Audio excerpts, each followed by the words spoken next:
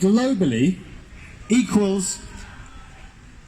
is about the same amount as the amount we spend on one particular sector of the economy here in the UK every year. Would anyone like to guess what sector of our economy is the same size as the global conservation industry? Transport, defence, NHS, ice cream. We spend as much around the world on conserving the natural world every year as we spend in the UK on ice cream.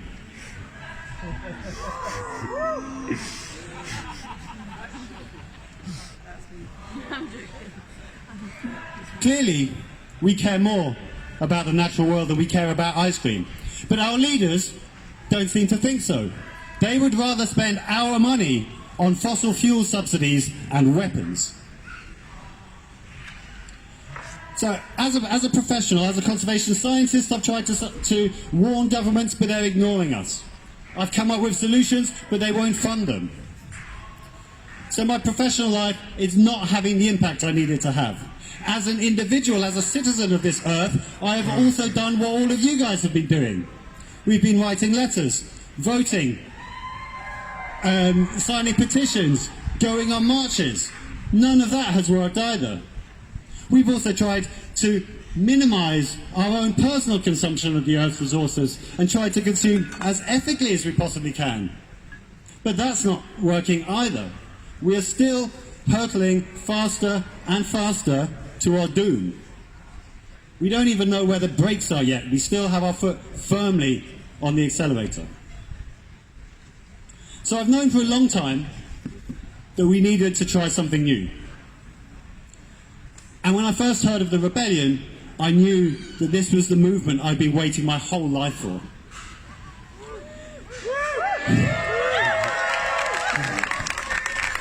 So I went to the rebellion in April, and I wasn't part of a local group or an affinity group or anything at that time, so I was just by myself, and I was just wandering about chatting to people, and I just met so many beautiful, wonderful rebels. You know, I met grandparents and young people, I met lawyers and civil servants and hippies, but I didn't meet many conservationists, and I didn't meet many scientists. And I thought this was wrong, because as the people that have perhaps the greatest understanding of what we're doing to our Earth, I think scientists should be the first in the queue with you guys.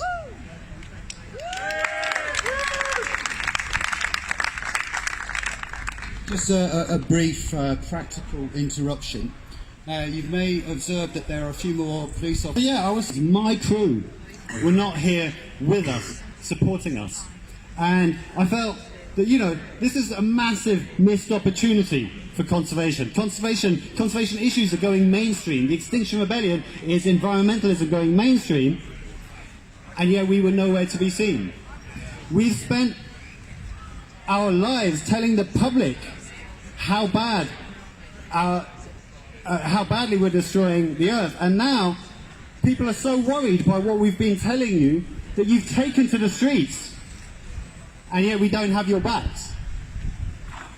So I thought this was wrong, and I set about trying to change it, and I thought I need to do what I can to get scientists and get conservationists to embrace civil disobedience and join us in this rebellion. And I thought the best way to do that is to write a scientific paper. So I wrote a scientific paper calling on scientists to act on our own warnings to humanity and embrace civil disobedience. And it was published in a really big journal last month. And it seems to have absolutely taken the scientific world by storm.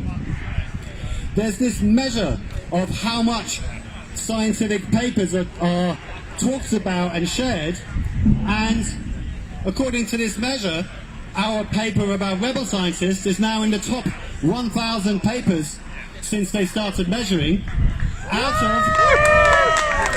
of 13.6 million. So it's in the top 0.005% of papers. And I'm telling you this because it shows that it struck a chord. Scientists are rebelling.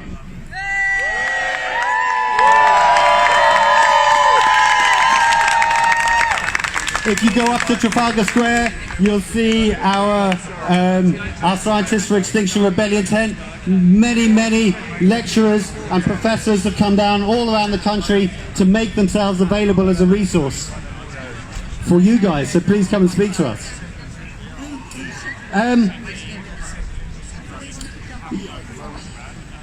So, you know,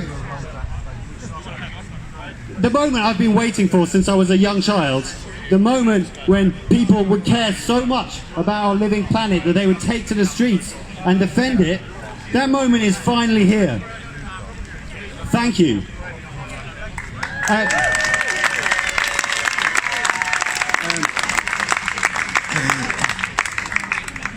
I'll leave it at that. I think everyone's getting a bit distracted.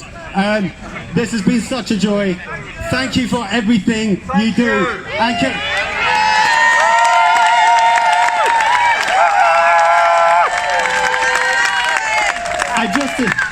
Just one little point.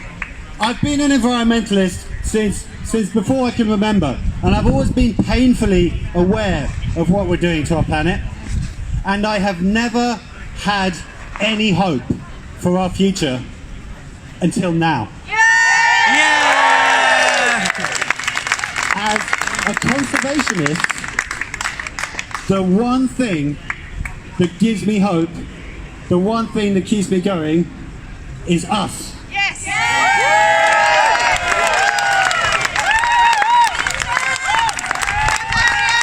Lovely people. We are now going to take this PA and mic down to in front of the Emmanuel Center to run our People's Assembly. Please, if you can join us, that would be great. Please, if some people could stay with this gazebo, we would really appreciate it from the stage crew. And if you need to, for any reason, just move it back. Okay?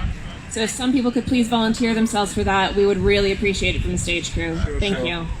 The assembly is going to be on what topic? Whether we're going to be on. Hold on. Well, is it on whether we're going to move or just to say goodbye?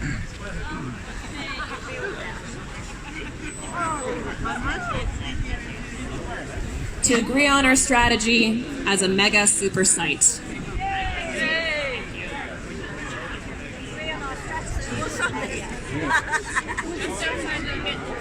Just outside the Emmanuel Center, just there. Big sign. I guess we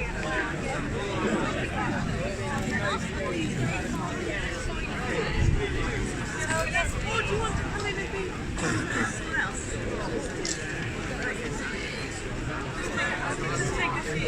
You filmed that whole thing, didn't you? Yeah. Are you going to share it, or are you going to... Yeah, I can give you, but I don't have internet.